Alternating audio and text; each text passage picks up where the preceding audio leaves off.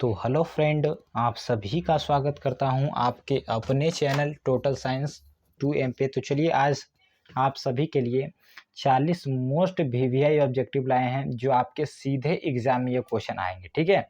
और ये एग्ज़ाम के लिए काफ़ी इम्पोर्टेंट है, तो इस वीडियो को आपको शुरू से लास्ट तक देखना होगा। और काफ़ी महत्वपूर्ण जो आपके एग्ज़ाम में हर एक बार पूछा गया, हम वही क्वेश्चन आपके सामने लाए हैं। पहला क्वेश्चन आप सभी लोग के सामने है और बताइएगा इसका आंसर सभी स्टूडेंट को देना है, ठीक है। कह रहा है कि पहला नंबर क्वेश्चन कि दाढ़ी बनाने में कौन सा दर्पण उपयोग किया जाता है। यानी दाढ़ी जब हम बनाते हैं बाबू, दाढ़ी जहाँ पे हम लोग बनाते हैं जाते हैं तो वहाँ पे कौन सा दर्पण होता है। समतल दर्पण होता है या उत्तल दर्पण होता है या अवतल दर्पण होता है या इनमें से कोई नहीं। चलिए बताइएगा।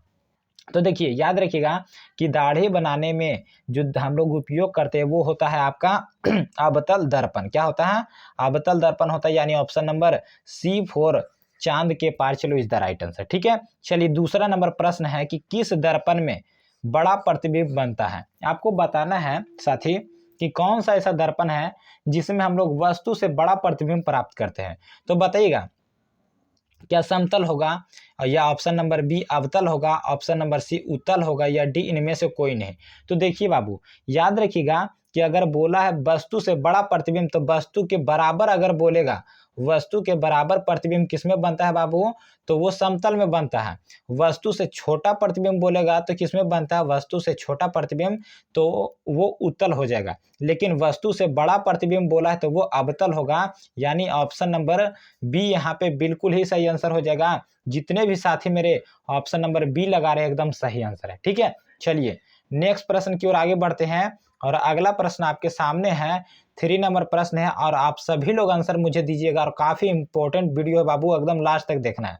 3 नंबर कि अवतल लेंस में आवर्धन एम बराबर क्या होता है, ठीक है। तो देखिए अवतल लेंस आवर्धन को हम लोग एम से सूचित करते हैं और एम बराबर आपको पता होगा कि v बाई यू होता है। क्या होता है?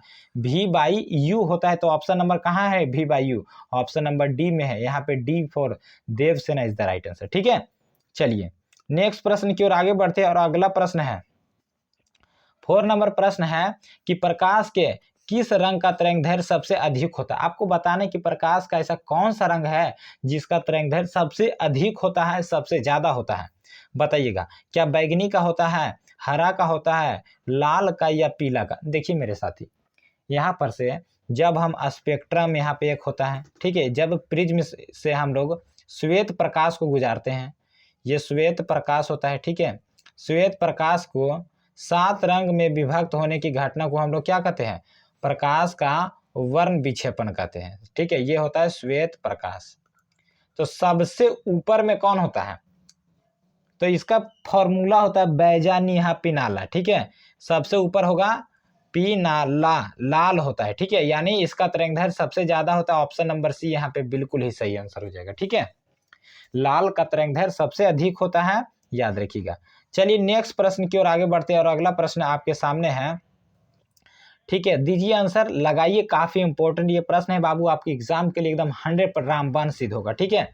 कि 5 नंबर प्रश्न है, पढ़िए कि चंद्रमा पर खड़े अंतरिक्ष यात्री को आकाश कैसा प्रतीत होता है। जब कोई व्यक्ति चंद्रमा पर खड़ा होता है तो वहां से अंतरिक्ष यात्री को देखता है, अंतरिक्ष यात्री, तो उसे कैसा आकाश प्रतीत होता है, उसे वायुमंडल कैसा दिखता है। नीला दिखता है, उजला दिखता है या लाल दिखता है या काला दिखता है बाबू। चलिए बताइएगा, ठीक है।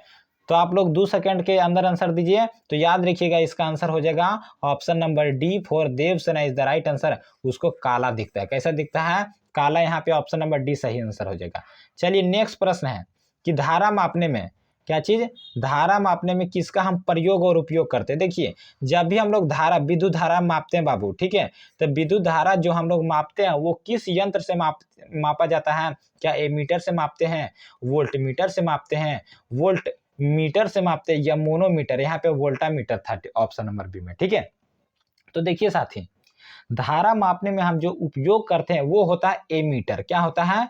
एमीटर से विद्युत धारा की माप को मापा जाता है। यहाँ पर से बिल्कुल ही ऑप्शन नंबर ए सही उत्तर हो जाएगा जितने भी स्टूडेंट लगाए, ठीक है। लेकिन यहाँ पर से विभव किससे मापा जाता है? तो वोल्ट मीटर से विभव को मापते हैं, ठीक है, याद रखिएगा। चलिए 7 नंबर प्रश्न है कि प्रतिरोध का एसआई मात्रक क्या होता है? मेरे साथी आप सभी लोग बताइएगा कि प्रतिरोध का एसआई मात्रक क्या होता है? एम्पियर होता है, ओम होता है, अर्ग होता है, या वोट होता है? यहाँ पे वाट होना चाहिए, ठीक है, वोट गलत है, वाट। चलिए बताइए। तो देखिए बाबू, प्रतिरोध का जो एसआई मात्रक होता है वो क्या होता है? तो याद रखिएगा, आप सभी को पता होगा कि ओम होता है प्रतिरोध का एसआई मात्रक, ठीक। क्या होता है? प्रतिरोध का एसआई मात्रक ओम होता है, यानी ऑप्शन नंबर बी यहाँ पे बिल्कुल ही सही आंसर हो जाएगा, ठीक है। चलिए अगला प्रश्न आपके सामने है साथी, और आप लोग आंसर दीजिएगा कि इस प्रश्न का सही आंसर क्या होगा। कि 1 किलोवाट घंटा, 8 नंबर प्रश्न है, 1 किलोवाट घंटा निम्नलिखित में से किसके बराबर होता है? तो 1 किलोवाट घंटा जो होता है बाबू वो 3.6 गुने 10⁻⁶ जूल के बराबर होता है, ठीक है। यहाँ पे देखिए अगला प्रश्न है 9 नंबर की, एक विद्युत हीटर के कुंडली जिसका प्रतिरोध 55 ओम है, ठीक है, 220 वोल्ट के स्रोत से जो विद्युत धारा लेगी उसका मान क्या होगा? देखिए यहाँ पर से धारा का मान क्या होगा? तो देखिए 220 को 55 से भाग दीजिए बाबू, ठीक है, 55 से भाग दीजिएगा तो ये कितना बार में कटेगा जी? ठीक है, कितना बार में कटेगा? 4 बार में कटेगा, यानी यहाँ पे हो जाएगा 4 ampere is the right answer. Option number A यहाँ पे बिल्कुल ही सही आंसर हो जाएगा। चलिए अगला प्रश्न 10 नंबर प्रश्न है बाबू, बताइएगा कि किसी कुंडली का प्रतिरोध ज्ञात करने के लिए सूत्र क्या होता है? तो देखिए किसी भी कुंडली का अगर है बाबू, ठीक है, यहाँ पर देखिए 1 मिनट, किसी भी कुंडली का प्रतिरोध अगर ज्ञात करना है तो इसका जो सूत्र होता है आपको याद रखना है कि R बराबर V/I होता है, ठीक है। क्या होता है? V/I, यानी कहाँ पे है? V/I, ऑप्शन नंबर सी में है मेरे साथी। तो जितने भी स्टूडेंट ऑप्शन नंबर सी लगा रहे हैं V/I, यहाँ पे बिल्कुल ही सही आंसर हो जाएगा। चलिए नेक्स्ट प्रश्न की ओर आगे बढ़ते, 1 मिनट कट जाए।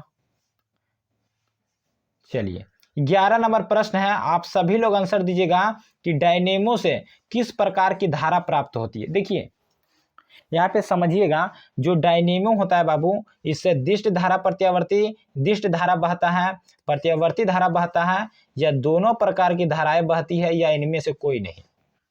तो आप लोग याद रखिएगा, आज से ये क्वेश्चन में कोई भी डाउट नहीं होगा, ठीक है। डायनेमो से दिष्ट और प्रत्यावर्ती दोनों प्रकार की धाराएं बहती है, यानी ऑप्शन नंबर सी यहाँ पे बिल्कुल ही सही आंसर हो जाएगा। लेकिन बोलेगा कि बैट्रिक से, तो बैट्रिक से सिर्फ और सिर्फ कौन सी धारा बहती है? तो वो सिर्फ और सिर्फ यहाँ पे दिष्ट धारा बैट्रिक से होती है, ठीक है, याद रखिएगा। लेकिन हमारे घरों में जो धारा आती है वो क्या होती है? तो याद रखिएगा वो प्रत्यावर्ती धारा होता है, ठीक है। चलिए अगला प्रश्न की ओर आगे बढ़ते हैं। 12 नंबर प्रश्न है बाबू, आप लोग आंसर दीजिएगा कि नाभिकीय ऊर्जा प्राप्त करने हेतु हम लोग जो नाभिकीय ऊर्जा प्राप्त करते हैं तो उसको प्राप्त करने के लिए हमें क्या चीज का आवश्यकता होता है? बताइएगा, क्या हीलियम का आवश्यकता होता है, क्रोमियम का होता है, या यूरेनियम का होता है, या एल्यूमिनियम का होता है? तो देखिए साथी, अगर आपको नाभिकीय ऊर्जा प्राप्त करना है तो उसके लिए जो सबसे महत्वपूर्ण आवश्यक चीज है वो होता है यूरेनियम का, ठीक है। क्या होता है? यूरेनियम। यहाँ पे बिल्कुल ही यूरेनियम 235 और यूरेनियम 238 का आवश्यकता होता है, ठीक है, याद रखिएगा। चलिए अगला प्रश्न आपके सामने है बाबू, और बताइएगा 13 नंबर प्रश्न है यहाँ पे से, ठीक है, कि निम्नलिखित में से कौन नवीकरणीय ऊर्जा स्रोत का उदाहरण है? तो देखिए नवीकरणीय मतलब होता है वैसा ऊर्जा जो कभी समाप्त नहीं हो, एक तरह से कह सकते हैं, ठीक है। तो यहाँ पे बताइएगा कौन हो जाएगा? पवन चक्की होगा, या जल पंप होगा, या विद्युत जनित्र होगा, या बायोमास संयंत्र होगा, ठीक है। कौन नवीकरणीय ऊर्जा स्रोत का उदाहरण है? तो देखिए यहाँ पर से बायोमास संयंत्र यहाँ पे बिल्कुल ही सही आंसर हो जाएगा, ऑप्शन नंबर डी। चलिए अगला प्रश्न है 14 नंबर, कि नीचे दी गई अभिक्रिया में कौन सा कथन सही है? आप में को बताना है। कॉपर को जब ऑक्सीजन के साथ अभिक्रिया कराया गया तो कॉपर ऑक्साइड बना, तो इसमें बताइए कॉपर का ऑक्सीकरण हुआ है, कॉपर का अवकरण हुआ है, कॉपर का नाइट्रेशन हुआ, या ए और बी दोनों हुआ है? तो देखिए ऑक्सीजन का जुड़ना, ठीक है, ऑक्सीजन क्या हुआ, कॉपर के साथ जुट गया है, तो कॉपर का ऑक्सीकरण हुआ, क्या हुआ जी, कॉपर का ऑक्सीकरण हुआ। यहाँ पे बिल्कुल ही हो जाएगा ऑप्शन नंबर ए, ठीक है, याद रखिएगा। चलिए नेक्स्ट प्रश्न की ओर आगे बढ़ते हैं। नाइट्रोजन डाइऑक्साइड के धुएं का रंग कैसा होता है? आप सभी लोग बताइएगा, नाइट्रोजन डाइऑक्साइड यानी NO2 के धुएं का रंग कैसा होता है बाबू? आप लोग को ये क्वेश्चन कमेंट में करके आंसर देना है, ठीक है इसका। चलिए अगला नंबर क्वेश्चन है 16, ग्लूकोज का रासायनिक सूत्र क्या होता है? तो देखिए बाबू, ग्लूकोज का जो रासायनिक सूत्र होता है वो होता है C6H12O6 होता है, यानी ऑप्शन नंबर बी यहाँ पे बिल्कुल ही सही आंसर हो जाएगा।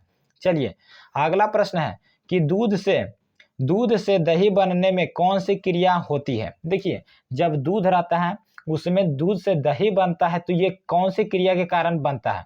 अपघटन के कारण, प्रकाश संश्लेषण के कारण, किण्वन के कारण या उत्सर्जन के कारण? तो देखिए दूध से दही बनता है तो ये क्रिया होती है क्या जी, तो किण्वन क्रिया के कारण होता है। यहाँ पे ऑप्शन नंबर सी यहाँ पे बिल्कुल ही सही आंसर हो जाएगा। चलिए अगला प्रश्न है कि हमारा शरीर पीएच के कितने परास के बीच कार्य करता है? तो देखिए हमारा जो शरीर होता है बाबू, ये कितने परास के बीच कार्य करता है?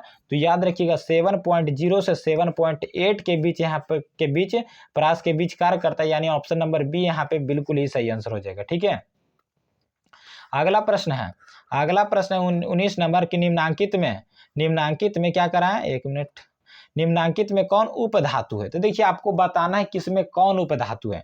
तो यहाँ से बताइए क्या लोहा है, कॉपर है, निकेल है या एसबी है जी से, ठीक है। तो यहाँ से देखिए उपधातु बोला तो निकेल, कॉपर और लोहा ये सभी धातु है जी, लेकिन ये क्या है, उपधातु, ऑप्शन नंबर डी।